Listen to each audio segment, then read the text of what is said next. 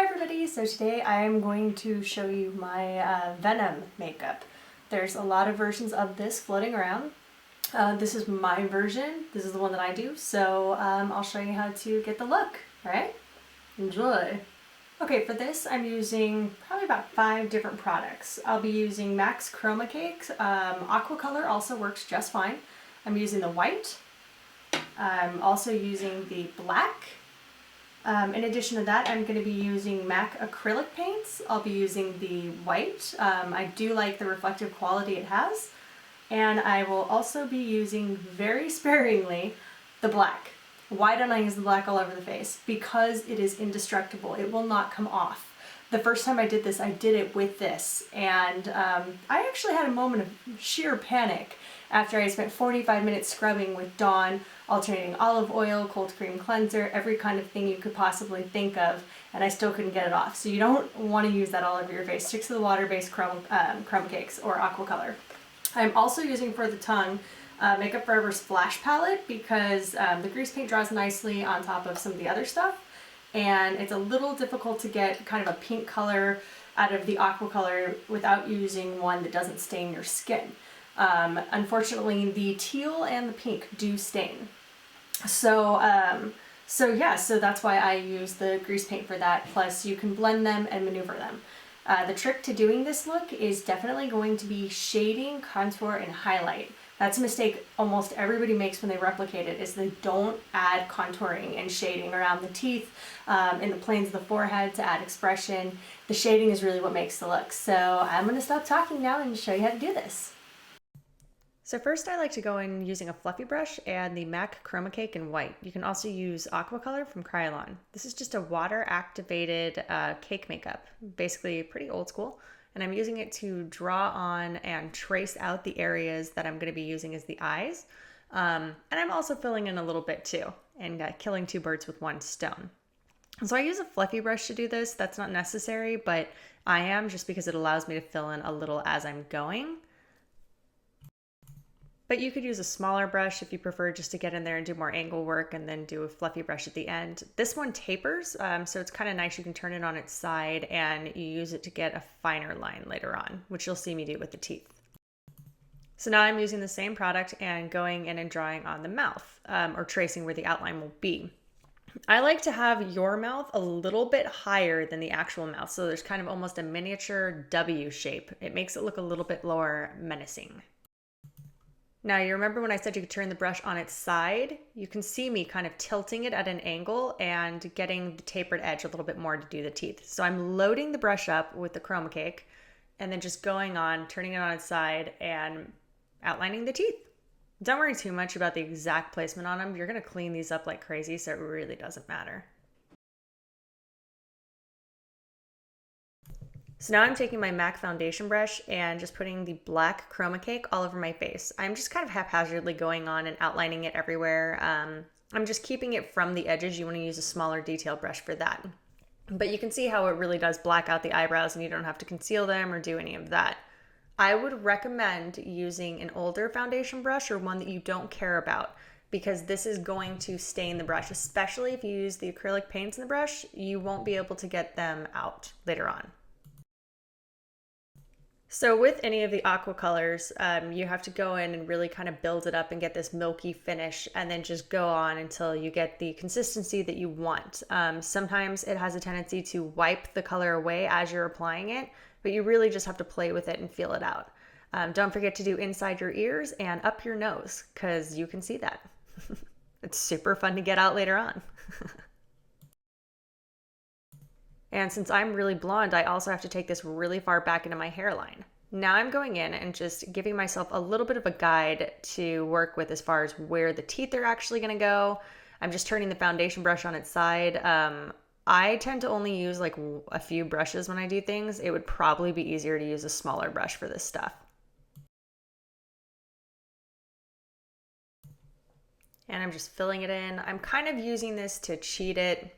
You can cover the white with the black. It's much harder to cover the black with the white. Then going in the ears feels kind of gross. And bringing it down the neck.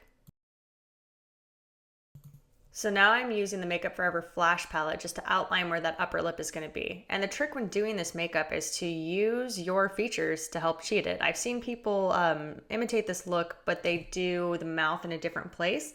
It really does work best to have your top lip be the top lip. Going in with the same color and outlining vaguely where the tongue is going to be. So now I'm using a little bit of red aqua color just to liven up some of the areas where I put the Makeup Forever Flash palette and make it look more gummy and a little bit brighter as well.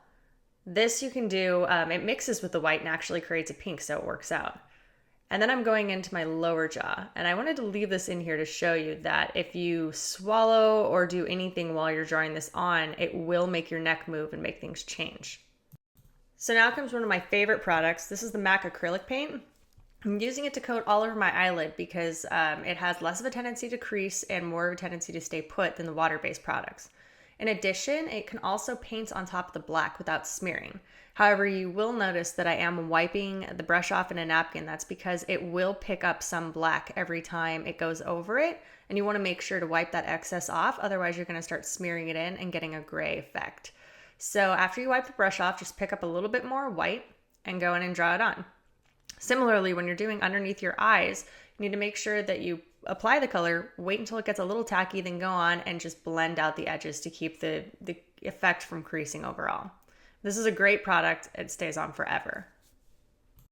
So now I'm grabbing a little bit more of the black Chromocake and just putting that all over my face. You can see how it has a tendency to wipe away as you're putting it on, so you kind of have to finesse it. A great way to create the outline for the teeth and give them a little more depth is to use a powder shadow just to go around the edges. Think of a gum line. You have a little bit of a shadow right at the edge of your teeth, so you want to create that effect. The nice thing about using a powder is that you can get a little bit more leverage out of it without it being so permanent.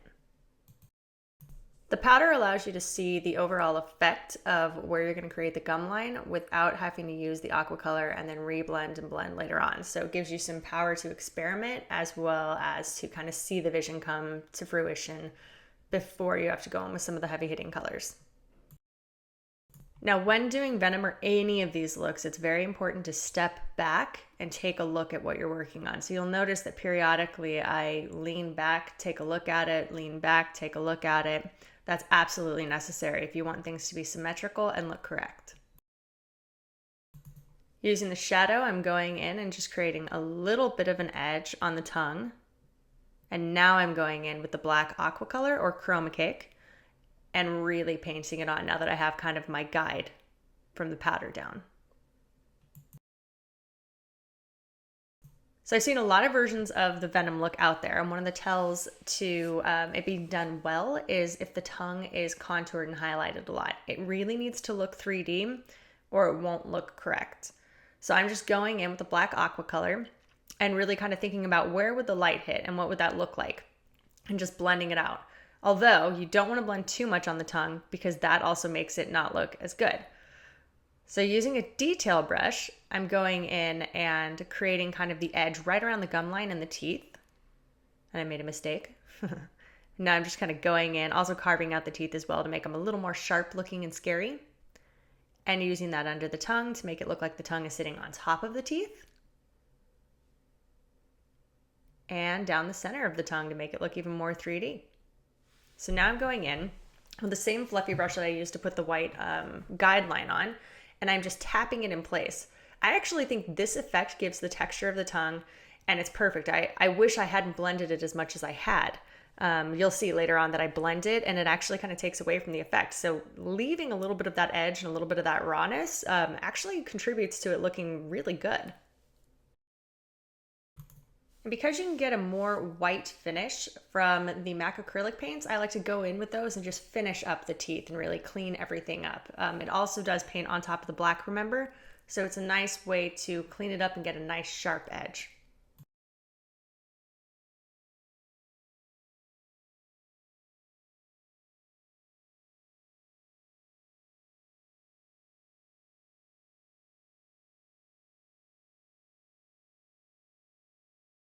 You'll notice I'm struggling at this point.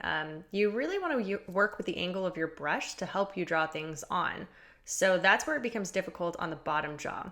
These are actually surprisingly hard to paint because when you're doing it on yourself, you genuinely can't see every corner of your neck and every corner of your mouth. So I constantly have to double check with mirrors and work with it that way.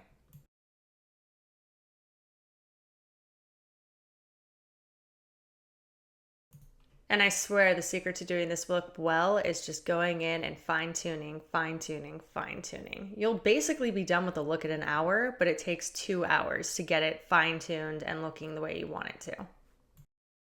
Now you'll notice I just scratched my head. That's because I'm debating whether or not I want to turn these 2 teeth into 1 tooth.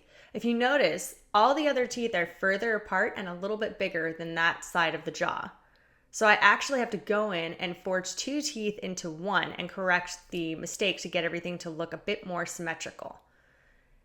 And for that, I'm just using the aqua color, the acrylic paint, and going in, wiping off my brush, adding a little more black, adding a little more white, and it just takes some doing because you are going to be spreading some gray around. I wanted to leave it in to show you guys that I'm not even happy with everything I do right off the bat. It takes a little bit of finessing for me to be like, okay, I think that works. One of the things I really like to do to add dimension is to go in with a gray shimmery shadow and create kind of like the furrowing brow line to make him look a little bit more menacing and a little more evil. You can use this effect to draw on kind of any emotion you want to. You just have to figure out where the high points are. And I'm also doing it right around my mouth, just to make that look a little bit more 3D and a little less flat. Just a little more detail work, going in, sharpening up the teeth, also creating a little bit more dimension right around the gum line using the black aqua color.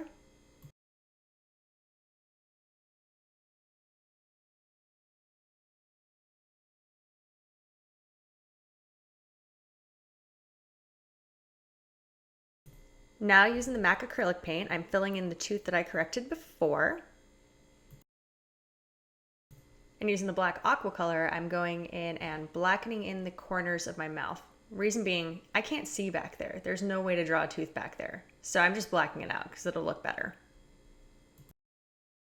I'm just adding more highlight, more contour, more saturation to the tongue with the red as well. Remember when I told you I kind of overdid it and then had to go back and correct it? This is that time.